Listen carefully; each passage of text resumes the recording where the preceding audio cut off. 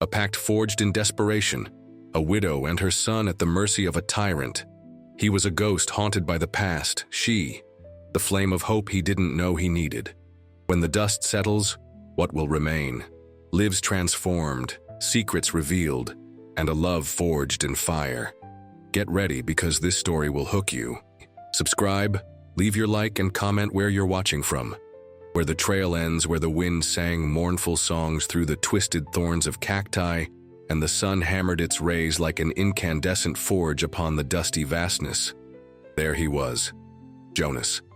A man of few words and many scars, some etched into skin toughened by time and hardship, others, deeper, furrowed into his soul like tracks from an overloaded wagon that had crossed ground too rocky for any creature. His ranch, a collection of gray wood and cracked adobe, was a testament to persistence, gnawed by the merciless sun and swallowed by a silence broken only by the occasional howl of a coyote or the dry rustle of agave leaves. There, the memories of a lost family danced with the fine dust lifted by every gust of wind, persistent specters of a happiness stolen from him. The air smelled of dry earth, crushed sage, and the emptiness left by absence. The sun in this forgotten land wasn't just a distant star. It was a relentless blacksmith hammering the landscape until it was brittle and hostile, forging the men and women who dared call it home into resilient steel or forgotten ashes. The letter, a fragile piece of paper stained by sand and what looked like old tears, had arrived brought by a weary-eyed drover, an unlikely messenger of despair. The handwriting, shaky and urgent, belonged to an unknown woman, a certain Ilara Vance. She called herself a recent widow with a young son and was the target of the unrestrained greed of a local cattle rancher, a man named Silas Blackwood, whose reputation was as dirty and murky as the water in an abandoned watering hole under the harsh sun. Jonas reread the words, the paper almost falling apart between his calloused fingers. Each sentence was an echo of his own failures, his own losses. The unwritten code of the West, that silent law that pulsed beneath the hard crust of survival, a code that spoke of protecting the defenseless and upholding honor even in the absence of sheriffs or judges, demanded a response. And he, haunted day and night by the piercing guilt of having failed to protect his own in the past, felt the weight of that obligation like a noose tightening around his neck, suffocating him with the memory of his wife, Martha, and his little Daniel, taken by a fever that no healer or prayer could ward off. He was no hero, far from it. He was just a broken man trying to piece himself back together, but Ilara's plea was a call he couldn't ignore. Perhaps, just perhaps, helping her could bring a glimmer of redemption, a small balm for the wounds that never healed.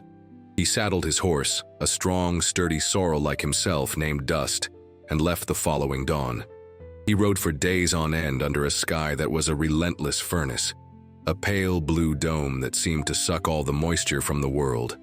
Dust as fine as talc covered him head to foot, seeping into every fold of his clothes, into his nostrils, the corners of his eyes. The smell of crushed sage and dry earth was his constant companion, along with the creak of the saddle and Dust's warm breath. The sun beat down without mercy, and the nights brought a biting cold that cut to the bone. He found her finally in a miserable cabin that seemed about to be swallowed by the arid vastness of the desert, a lonely, fragile speck in an ocean of sand and stones. The adobe walls were cracked. The thatched roof showed gaps where the stubborn sun seeped through. Beside the door, a small patch of wilting flowers bravely fought for life, a touch of color defying the paleness of the surroundings. Ilara Vance appeared in the doorway like an apparition, her large dark eyes mirroring a deep fear and an exhaustion that seemed to have aged her soul. She was younger than he had imagined, perhaps around 25, but life's harshness had already marked her face with fine lines of worry.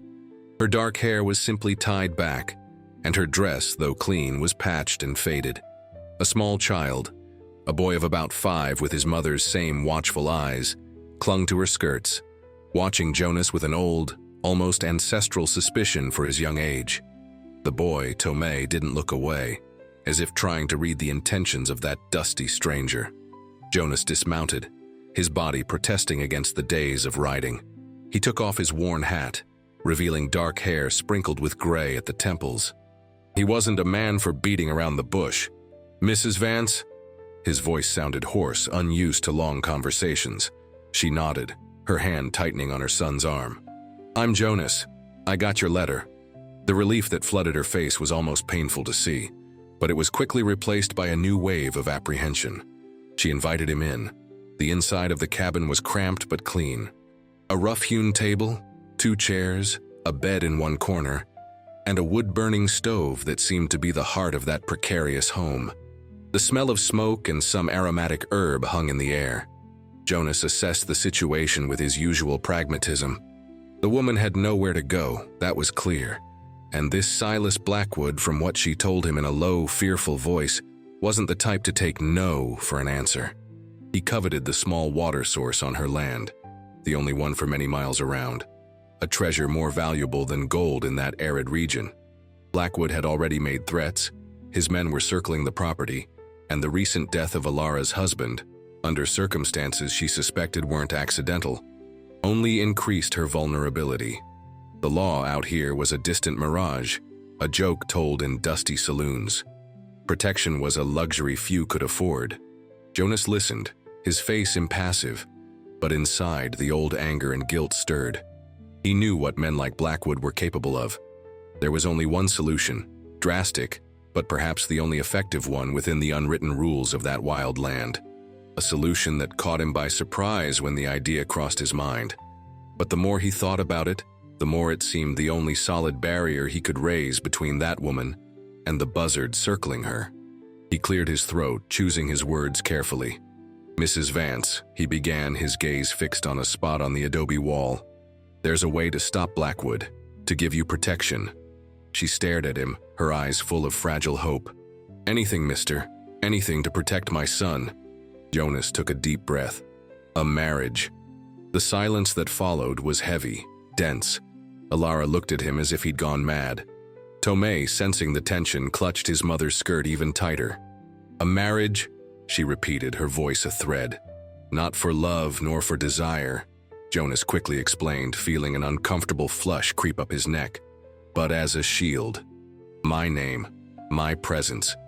Blackwood would hesitate to bother another man's wife, especially one he doesn't know and who might be willing to defend what's his. It was a cold, calculated proposal, but offered with disarming sincerity. He offered his name, his protection, in exchange for nothing but the chance to perhaps appease some of the demons that consumed him, to do, for once in his life, the right thing when it mattered most.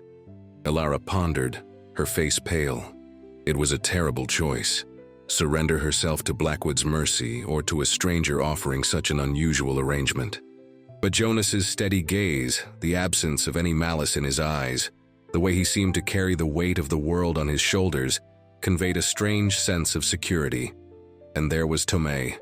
For him, she would do anything.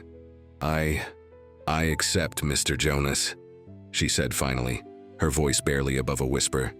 The pact was sealed not with a kiss or a hug, but with the scratch of a pen on paper, an improvised document drafted by Jonas and signed by both, witnessed only by the silence of the desert and the curious gaze of a boy who didn't understand the gravity of the moment but felt that something important was happening. Jonas felt a knot in his stomach. It was done. He, who ran from ties like the devil runs from holy water, was now bound to a woman and a child by a piece of paper. But strangely, a small part of the weight on his shoulders seemed to lift. The first night under the same roof was tense. Jonas slept outside, near the fire, under the pretense of keeping watch, but in truth, to give space to Alara and Tomei, and to himself. The surrounding desert was a symphony of small noises, the wind whispering secrets among the rocks. The tension in the cabin, in the days that followed, was a stretched wire, vibrating with every unspoken word and every exchanged glance. Jonas was a man of routine, and Alara, observant, soon learned his habits. He woke before the sun, tended to dust, checked the meager defenses of the property. He spoke little, but his actions were practical and efficient. He patched the leaky roof, reinforced the fence of the small corral where Alara kept 2 scrawny goats. Tomei, initially shy, began watching him with cautious curiosity. Jonas, awkward with children since losing Daniel, didn't know how to interact. One day, while whittling a piece of wood with his knife, he noticed the boy's fixed gaze. Without saying a word, he continued his work, and soon, a small wooden horse took shape in his hands. He sanded it carefully, and when he finished, he simply placed it near where Tomei was sitting. The boy hesitated, looked at his mother, who smiled encouragingly, and then picked up the toy, his little eyes shining. It was the first thaw. Ilara, for her part, took care of the cabin, cooked simple but flavorful meals with the few resources they had. She mended Jonas's shirt, an old tear near the shoulder, with a skill that surprised him. When he put it on, he felt the soft fabric against his skin and a strange warmth in his chest, something that wasn't just physical. They were small gestures, silent exchanges that began to weave a fragile web of shared life. Silas Blackwood's shadow, however, hung over them like a patient buzzard. His men were seen circling the property, watching from a distance. One day, two of them, rough men with scarred faces and insolent eyes, rode up to the cabin. Jonas was outside cleaning his rifle. "Well, well, what have we here?" said the taller one, a burly man with an unpleasant grin. "Looks like the little widow found herself a new protector." Jonas didn't move, just kept cleaning his weapon, his eyes cold as ice. "This is my property now, and this is my wife," he said, his voice calm but with a steel edge. "I suggest you be on your way." The men exchanged glances. One of them spat on the ground. "Blackwood ain't gonna like this. He wanted this land." "Blackwood can want hell, don't mean he's gonna get it," Jonas replied, finally raising his gaze, and the intensity in his eyes made the men instinctively take a step back. "Now get." They hesitated, but there was something in Jonas's stance, in the way he held the rifle, that didn't invite argument. Muttering veiled threats, they turned their horses and rode off, raising a cloud of dust. That confrontation, though brief, left its mark. The tension increased, but a new dynamic also emerged between Jonas and Ilara. She saw the strength in him, the silent determination, and felt a stronger thread of hope. He in turn saw her courage in facing fear, in standing firm beside her son. Weeks turned into months. A routine settled in. Jonas taught Tomei to identify animal tracks, to find water in unlikely places. Ilara planted a small garden, and with Jonas's help, they managed to irrigate it with water from the spring. The cabin, once a place of fear and loneliness, began to feel like a home, albeit a home built on a pact of convenience. The nights were the hardest. Jonas continued sleeping outside, but sometimes, when the cold was more intense, Ilara invited him inside, and he settled in a corner near the stove. On those nights, the silence was filled only by the crackling of the fire and Tomei's soft breathing. One night, a sandstorm forced them to shelter together in the small cabin. The wind howled outside like a lost soul, and the sand whipped against the walls. Tomei, scared, whimpered, and sought his mother's lap. Jonas, sitting near the door, watched the small, makeshift family. "Does he look like his father?" Jonas asked, breaking the silence, his voice low so as not to frighten the boy further. Ilara nestled Tomei in her arms. "Yes, his eyes, and his stubbornness," she said with a sad smile. "He was a good man, my Samuel, hard worker. He dreamed of turning this place into a prosperous ranch." She paused and then, as if a floodgate had opened, began to talk about Samuel, about their dreams, about the life they had before Blackwood crossed their path. Jonas listened in silence, his expression unreadable. When she finished, a sob escaped her lips. He didn't know what to say. He'd never been good with words of comfort, but instinctively, he reached out and briefly rested his hand on her shoulder. A quick, almost imperceptible touch, but one that conveyed silent understanding. "I lost my family too," he said, his voice choked, the words coming out with difficulty as if torn from a deep, painful place. "My wife, Martha, and my son, Daniel. A fever. I couldn't do anything." It was the first time he had spoken about his past, about the pain that consumed him. Ilara looked at him, her eyes tear-filled, and saw not just the rough, pragmatic man, but the wounded soul beneath the shell. That night, under the roar of the storm. A new layer of understanding formed between them, a shared vulnerability that brought them closer than any contract. The calm after the sandstorm didn't last long. Blackwood, enraged by Jonas's resistance and Alara's refusal to yield, decided to increase the pressure. One morning they found the fence of the small corral cut and Alara's 2 goats missing. It was a clear warning. Rage boiled in Jonas, but he controlled it. He needed to think clearly. "He won't stop," Alara said, despair coloring her voice. "He wants the water, Jonas, and he doesn't care who he has to get rid of." "I know," Jonas replied, his jaw clenched. "But we're not backing down either." That night, the tension was almost unbearable. The air felt electric, charged with an imminent threat. Jonas checked his weapons, the old Winchester, the Colt revolver that was almost an extension of his hand. Alara watched his every move, fear in her eyes, but also a new determination. She was no longer just the scared widow. Living with Jonas, the daily fight for survival, had strengthened her. "Be careful, Jonas," she said, her voice steady, as he prepared for another night of watch. She handed him a canteen of fresh water and a piece of bread. A simple gesture, but laden with meaning. He took the canteen, his fingers brushing hers. A shiver ran up his arm. "I will," he replied, his gaze meeting hers for an instant longer than usual. In that moment, the facade of their marriage of convenience seemed to crack, revealing something deeper underneath. The danger materialized a few days later, more directly and brutally. Jonas was away from the cabin, checking the traps he had set for small animals, when he heard the unmistakable sound of horses approaching fast. His heart froze. He ran back, fear driving his tired legs. Reaching the clearing, he saw the scene he feared. Blackwood and 3 of his men surrounded the cabin. Blackwood held Tomei by the arm, the boy crying and struggling. Alara stood in the doorway, her face pale with terror, but a kitchen knife firmly gripped in her hand. "Well, well, Jonas," Blackwood said with a triumphant grin as he saw him approach. "Thought you'd gotten lost in the desert."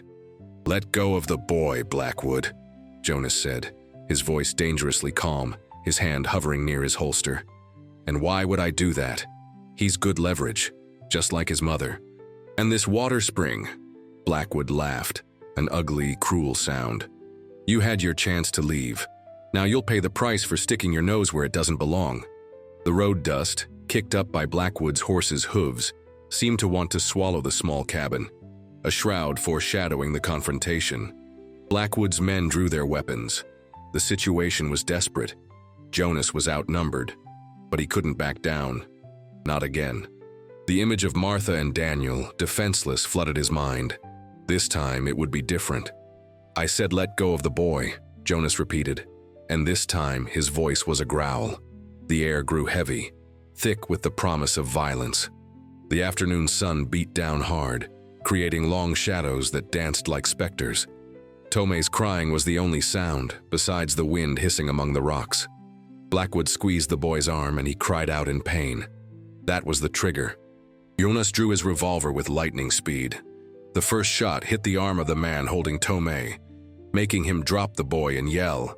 Alara, in a quick, courageous move, ran and grabbed Tomei, pulling him inside the cabin. All hell broke loose. Shots echoed through the canyon. Jonas hit the ground, using a large rock for cover, returning fire. One of Blackwood's men fell from his horse, hit in the chest. The second tried to flank Jonas, but a well-aimed shot stopped him, the bullet whizzing past his head and making him pull back. Blackwood, furious, started shooting towards the cabin.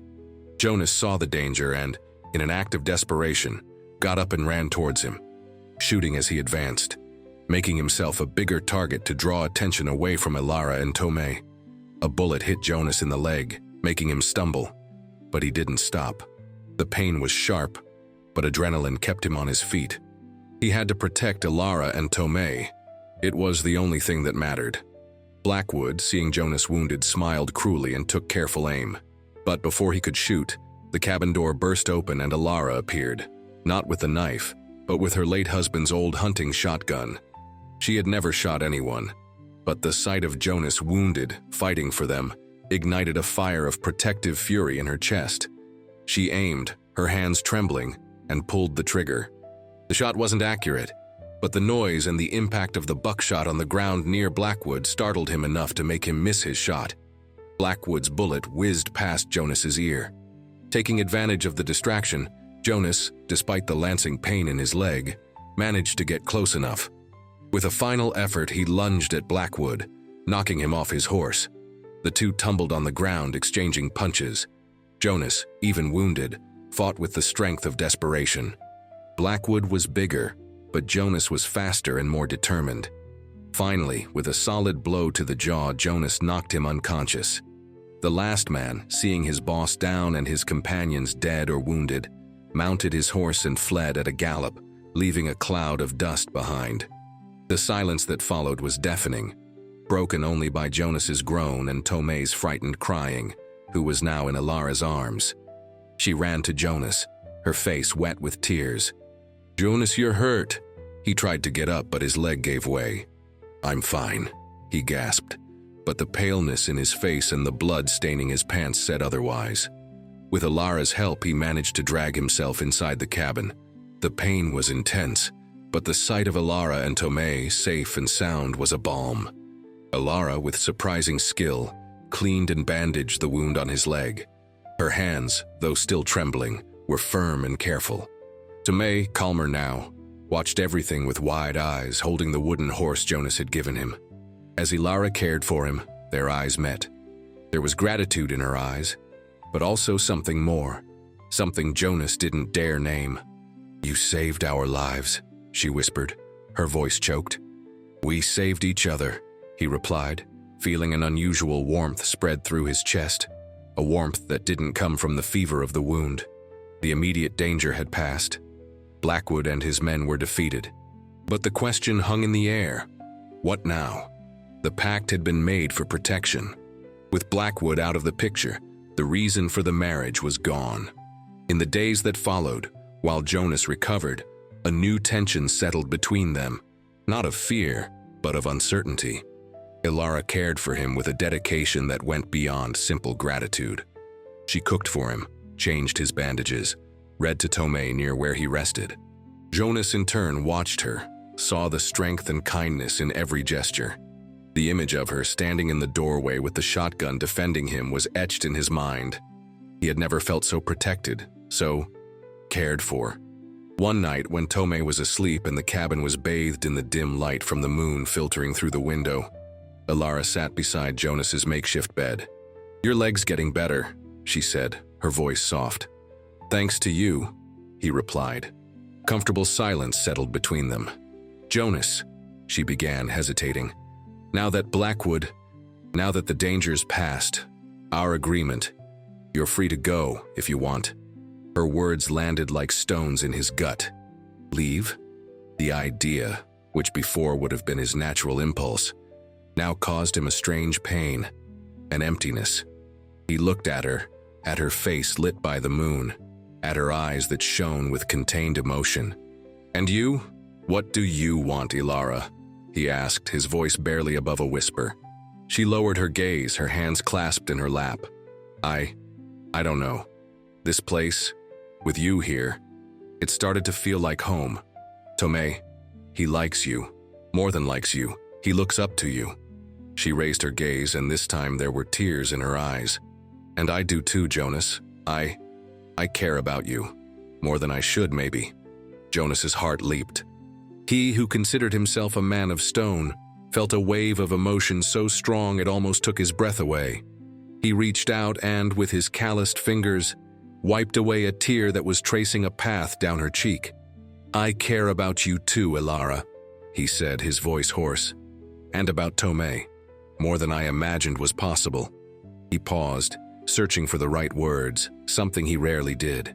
This marriage, it started as a shield, but maybe it can be something more, if you want. Ilara's eyes widened, and a shy but radiant smile lit up her face. "I want that, Jonas, I want that very much." That night, for the first time, Jonas didn't sleep outside, nor in a corner of the cabin. He slept beside Ilara, not as a protector or a stranger, but as a man who had found, unexpectedly, a new beginning. The touch of their hands, the closeness of their bodies, spoke of a silent promise, of a future they both now dared to imagine. The silence that followed the storm of violence wasn't empty, but filled with the promise of calmer mornings, where the sun would no longer be a relentless enemy, but a painter of new horizons, coloring the sky with hues of hope. Jonas's scars, the visible and the invisible, were still there, but now they didn't ache as much. They were reminders of where he had come from, but no longer defined where he was going. By his side, Ilara and Tomei were proof that life, even in the most arid of landscapes, could bloom again. The ranch, once a place of ghosts and loneliness, began to come alive. Tomei's laughter echoed through the small valley, the smell of baking bread mixed with the aroma of sage. And Jonas, the man of few words, found himself smiling more, talking more, feeling more. He was still a man of scars, but now they told a different story. A story of loss, yes, but also of redemption, of courage, and unexpectedly, of love. A love born of sand and desperation, but strong and resilient as the cacti that insisted on blooming under the relentless western sun. And as the sun set, painting the sky orange and purple, Jonas, Ilara, and Tomei watched together the vastness that stretched before them, no longer as a hostile desert, but as the home they had built together, brick by brick, look by look, heart with heart.